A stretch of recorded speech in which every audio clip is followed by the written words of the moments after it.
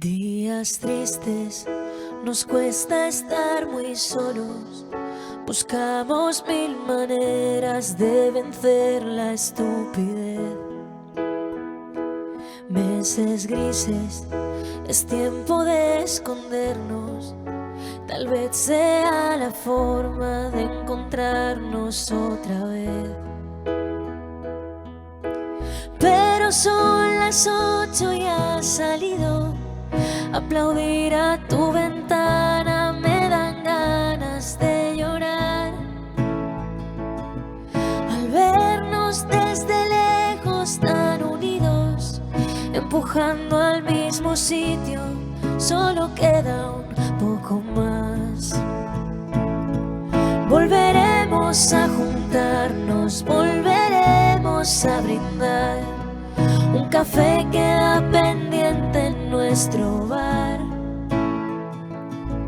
Romperemos ese metro de distancia entre tú y yo. Ya no habrá una pantalla entre los dos. Ahora es tiempo de pensar y ser pacientes, confiar más en la gente, ayudar a los demás. Mientras tanto, otros cuidan los pacientes, un puñado de valientes que hoy tampoco dormirán. Pero son las 8 y has salido. Aplaudir a tu ventana me entran ganas de llorar. Al vernos desde lejos tan unidos, empujando al mismo sitio, solo queda un poco más. Volveremos a juntarnos, volveremos a brindar. Un café queda pendiente en nuestro bar. Romperemos ese metro de distancia entre tú y yo.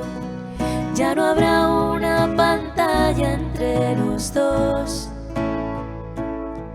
Y después de pasar la cuarentena, habremos hecho un puente que unirá mi puerta al empezar la primavera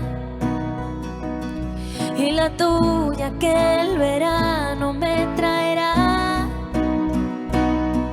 Volveremos a juntarnos, volveremos a brindar.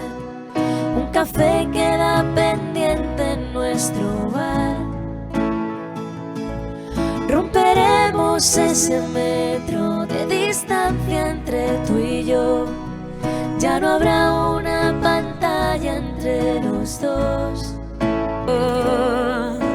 Somos